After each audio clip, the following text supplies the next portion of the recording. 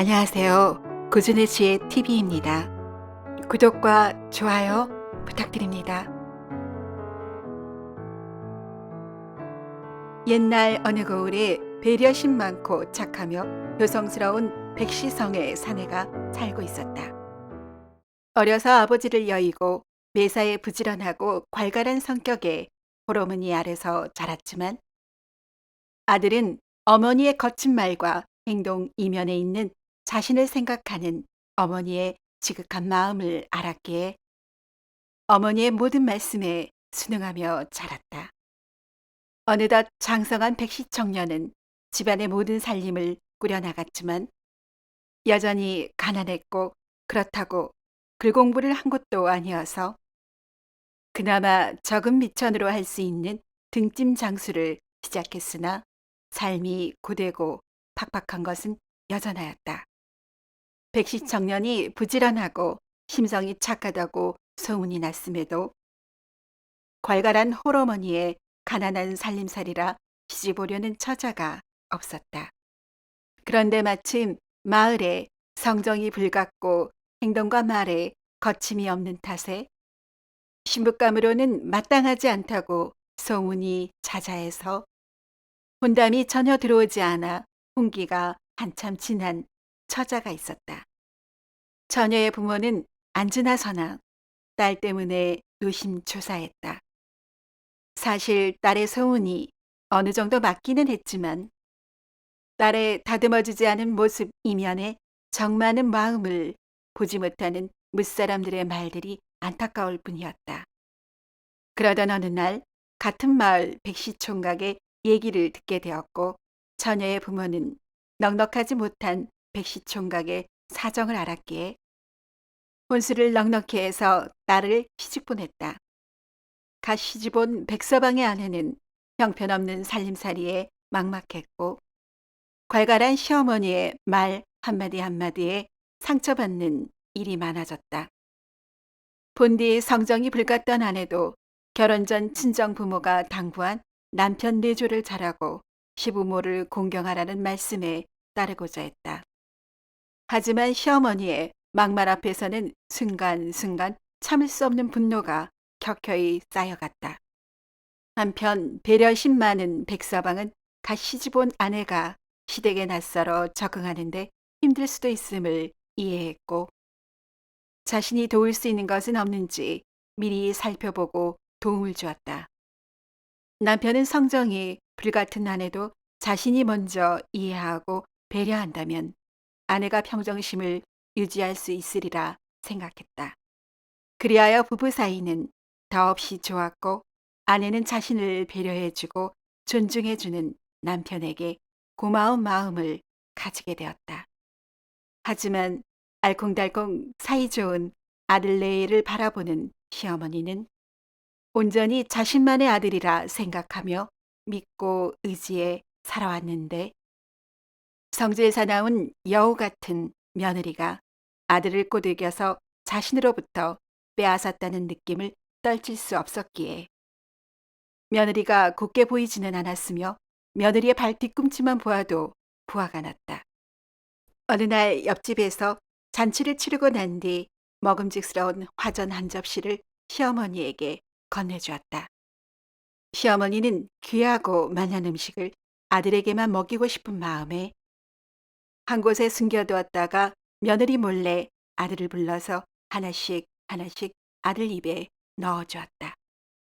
화전을 받아 먹는 아들은 어머니가 어린 시절을 생각하시며 이리 하시나 하는 마음이 들어 아무 생각이 없었다.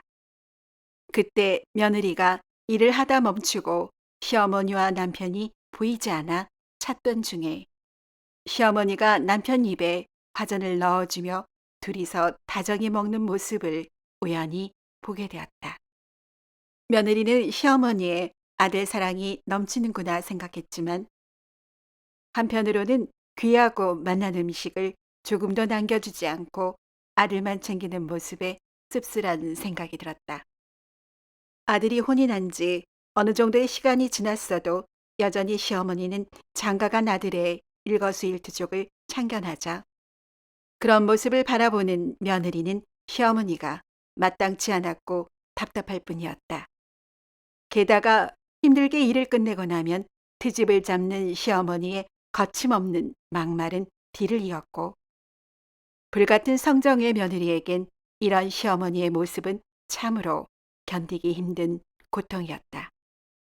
엎친 데 덮친 격으로 며느리가 시집 오기 전부터 눈이 좋지 않았던 시어머니가 얼마 전부터는 앞이 보이지 않게 되어 집안의 모든 일을 자신이 도맡아야 했고 시어머니 수발까지 신경을 써야 하는 상황이 되자 몸과 마음이 지친 며느리의 불만은 하늘을 찔렀다. 에휴, 하늘도 무심하시지. 내가 무슨 팔자라 이리 사는 건가. 저승사자들은 멋들하는 건가라며 마음속에 우라가 치밀어 자주 혼자서 중얼거리곤 하였다. 자연히 며느리는 남편이 보이지 않는 곳에서는 어떤 때는 그동안 참았던 불같은 성정이 폭발하여 시어머니에게 조심스럽게 대하지 못했고 그동안 가슴에 담았던 말들을 거침없이 쏟아냈다. 시어머니 역시 못된 며느리를 들였다며 동네 사람들에게 하소연하기 일쑤였고 눈이 보이지 않는 자신을 수발해주는 며느리에게는 고마운 마음보다는 괘씸하다는 생각이 앞서 트집 잡고 막말을 내뱉는 것이 이전보다 더욱 심해졌다. 백사방은 어머니와 아내 사이에서 누구 편을 들기도 난감했고 그저 서로의 하소연을 들어주고 위로해주는 수밖에 없었다. 얘야, 이 어미는 앞으로 얼마 못 살 것 같다. 어머니, 어찌 그런 말씀을 하셔요?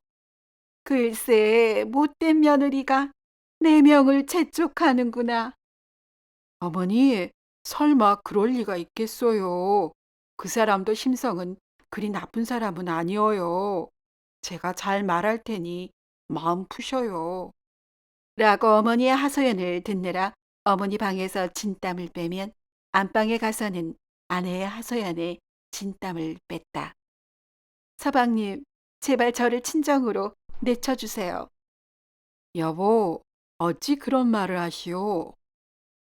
어머니께서 악독한 며느리가 구박한다고 동네방네 소문을 내시니 어찌 제가 시댁에 머물겠어요. 어허, 안 못 보는 어머니께서 답답하셔서 그런 것이니 당신이 이해하구려. 네, 어머니께 다시는 그런 말씀하지 마시라고 말씀드리겠소. 마음고생이 심하다니 당신에게 미안하오. 마음 푸시구려. 고부간의 사이가 이러하니 백서방은 맘 놓고 일을 나갈 수 없었고 집에 머무는 날이 많아지자 양식의 여유가 없어져 더는 집에 머물 수 없게 되었다. 하는 수 없이 평소 친한 상단의 객주에게 다음번 장사길에 자신을 넣어달라고 부탁하며 자신의 걱정을 토로했다. 어허, 그런 일이 있었던 게로구먼. 나라님도 고부간의 싸움은 못 말린다더니 자네가 마음고생이 많겠구먼 그래. 서로 양보할 줄 모르니 도무지 둘 사이가 나아지질 않아요. 어르신, 무슨 수가 없겠는지요. 이 말을 듣고 객주가 한참을 생각한 후에 백서방의 귀에 대고 무어라 말하자 백서방이 자신의 무릎을 치며 기뻐했다. 백서방이 집으로 들어와 어머니를 뵙고 말했다. 어머니, 제가 며칠 뒤에 한 석 달 정도 상단을 따라가야 해서 집을 비워야겠어요. 아내에게는 어머니를 잘 모시도록 단단히 일러놓을 테니 잘 지내시고 계세요. 이 말을 듣고 눈물 섞인 음성으로 눈먼 어머니가 말했다. 에휴, 내 새끼가 먼 길을 간다니 걱정도 되지만 내 신세가 서글프구나. 네가 없으면 저 못된 것이 얼마나 나를 구박할지 모르겠구나. 하여간 잘 다녀오려무나. 어머니의 탄식 섞인 말을 들은 백서방은 마음이 무겁고 가슴이 답답하여 한숨만 연거푸 내쉬었다. 백서방이 안방으로 와서 아내에게도 석 달 동안 집을 비워야 한다고 하자 아내 역시 눈먼 어머님의 막말과 수발을 어찌 혼자 감당해야 할지라고 말하며 한숨을 내쉬었다. 이에 백서방이 목소리를 낮추어 아내에게 가만히 속삭였다. 여보, 나는 당신밖에 없소. 매일 이리 어머니께서 당신을 마음 아프게 하니 난 어머니께서 안 계셨으면 좋겠소. 아니, 서방님, 효성 깊은 당신이 어찌 그런 말씀을 하셔요. 그런 말씀하시면 벌 받으십니다. 더는 당신이 시집살이 하는 것을 보지 않았으면 좋겠소. 이 말을 듣고 아내의 얼굴에 감동한 듯한 빛이 돌자 남편이 말을 이었다. 내 들으니 노인들이 지렁이탕을 한 석 달 장복하면 몸이 붓다가 빠지면서 편안히 가실 수 있다고 들었소. 당신이 그리 어머니께 드릴 수 있겠소? 아내는 이 말을 듣고 깜짝 놀라서 아무 말도 못했다. 남편이 재차 다짐하듯이 강한 어조로 말하자 아내는 한참 주저주저하다 고개를 살짝 끄덕였다. 백서방이 등짐을 지고 집을 떠나는 날 어머니와 아내는 아들과 남편을 떠나보내니 눈물이 앞을 가렸고 급기야 대성통곡을 하게 되자 무슨 일인가 하고 마을 사람들이 구경을 오기까지 했다. 백서방은 마음이 편치 않았지만 아내에게 눈짓을 하는 것을 잊지 않았다. 백서방이 집에 없자 시어머니와 며느리 둘만 남게 되었고 시어머니는 곧바로 더듬더듬 자신의 방으로 아무 말 없이 들어갔다. 그날 점심때가 되자 며느리가 밥상을 들고 들어왔다. 며느리는 남편의 말을 따르기로 하기는 했으나 왠지 죄짓는 것 같고 시어머니에게 미안한 마음이 들어 평소와 달리 다소곳하게 말했다. 어머님, 정심진지 드셔요. 서방님이 떠나면서 어머님께 삼시세끼 고깃국을 올리라고 하셨어요. 어참, 어쩐 일이냐? 네가 그런 말을 다 듣고. 시어머니는 며느리에게 퉁명스럽게 말을 했으나 막상 숟가락으로 국을 떠먹어 보니 고깃국이 분명했기에 참으로 별일이다 라는 생각으로 평소와 다르게 별다른 투정 없이 맛있게 정심을 들었다. 시어머니는 평소와 딴판으로 달라진 며느리를 대하니 무슨 꿍꿍이인가 하는 의심도 들었지만 아들이 먼 길 떠나면서 어려운 형편에도 어미를 생각하는 효심에 마음이 흐뭇했다. 며느리 역시 평소 같으면 반찬 타박을 하던 시어머니가 별 말씀이 없다 보니 이게 뭐지 라는 생각이 들었으며 마음 한편에는 찜찜한 생각을 떨칠 수 없었다. 이렇게 며느리는 한 끼도 빼놓지 않고 지렁이탕을 매 끼니에 올렸고 시어머니는 바닥이 보일 정도로 깨끗하게 아무 말 없이 식사를 했다. 이러기를 보름이 다 되어가니 시어머니는 얼굴이 예전과 달리 부어오른 듯이 변했다. 며느리는 남편 말대로 되어가자 한편으로는 마음이 무거워졌다. 요즘 들어 시어머니가 예전과 다르게 따뜻한 말과 살가운 태도로 자신을 대해주기 때문이었다. 예, 며느라가 이 눈먼 시어미 봉양하느라 네가 고생이 많구나. 챙겨준 덕분에 하루가 다르게 봄이 나는구나. 시어머니는 매 끼니마다 올라오는 고깃국 덕분에 몸이 좋아지는 것을 느끼기에 처음에는 아들이 고마웠으나 며느리 역시 자신을 잘 챙겨준다 싶어 고마운 마음이 들었고 그간의 서운했던 얼음장 같은 감정이 서서히 녹기 시작했다. 이렇게 한 달이 되어가자 시어머니는 몰라보게 몸이 났고 가끔씩 만난 동네 사람들이 연유를 물으면 신이 나서 답했다. 아, 글쎄, 우리 며느라기가 매 끼니 시어머니 챙긴다고 고깃국을 상에 올려 이리 몸이 났지 뭐유. 호호호. 이 말을 듣고 동네에는 며느리에 대한 칭찬이 자자해지게 되었고 며느리에게 직접 칭찬하는 사람들도 생기기 시작했다. 칭찬하는 말을 들을수록 며느리는 겉으로는 어색한 미소를 지었지만 마음속으로는 좌불안석이었다. 내가 이러다가 천벌을 받고 말지.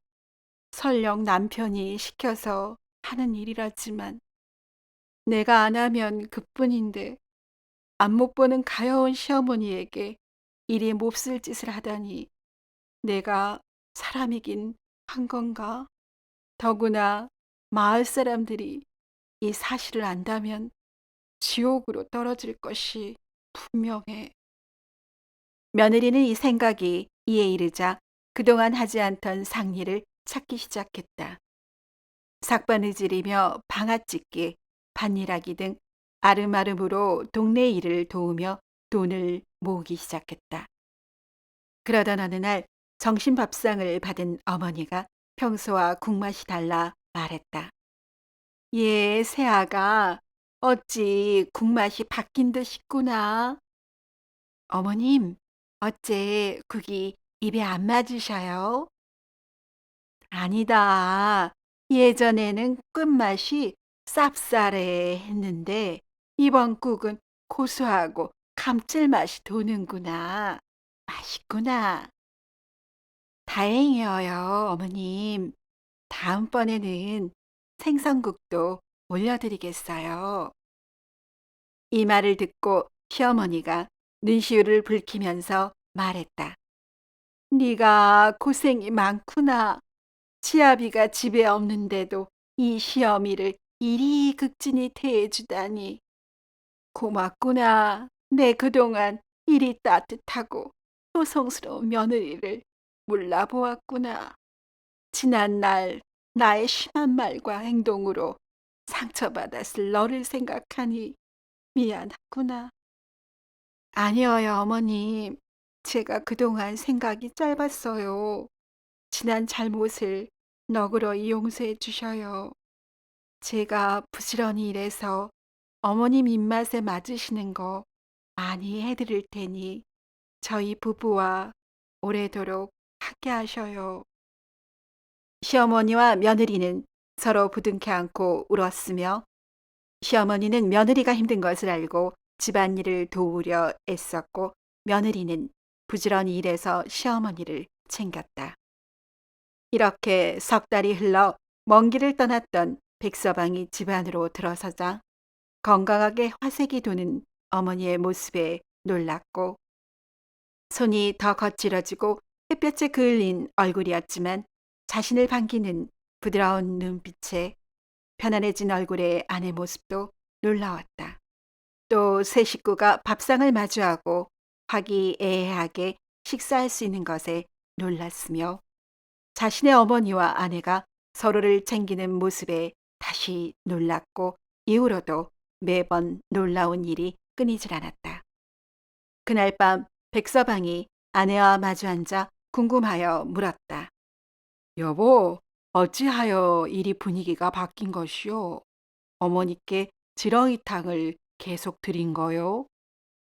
서방님, 아니어요.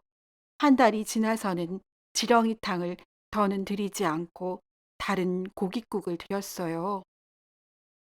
아니, 어찌하여 약조한 대로 석 달을 채우지 않은 것이오? 제가 불순한 생각으로 죄를 짓는 것 같아서 또 어머님이 가여운 마음이 들어서 더는 해서는 안 된다 생각했어요. 대신에 제가 상의를 해서 다른 고깃국을 드려왔어요. 이 말을 듣고 백서방은 아내의 변한 생각과 모습에 감동했고 자신을 대신하여 어머니를 챙긴 아내에게 연신 고맙다 말하며 아내를 꼭 안아주었다. 백서방은 객주의 처방이 참으로 묘수라는 생각이 들었고 평생토록 그 일은 비밀에 붙이기로 하고 혼자 미소 지었다. 그날 이후로 백서방은 집안 걱정이 없어지자 자신의 일에 더 몰두할 수 있었고 금세 재산이 늘어 형편도 좋아졌다. 백서방 내에는 홀어머니를 극진히 모셔 효심이 깊다고 또 시어머니의 며느리에 대한 내리사랑이 끝이 없다며 마을에 소문이 자자했다. 이후로도 시어머니와 며느리는 서로를 아끼며 챙겼고 백서방 내에는 어머니가 천수를 다할 때까지 극진히 모셨으며 자손도 번창하여 행복하게 오래도록 잘 살았다고 전해진다. 오늘도 이야기를 시청해 주신 여러분께 감사드립니다. 재미있는 이야기로 곧 찾아뵙겠습니다.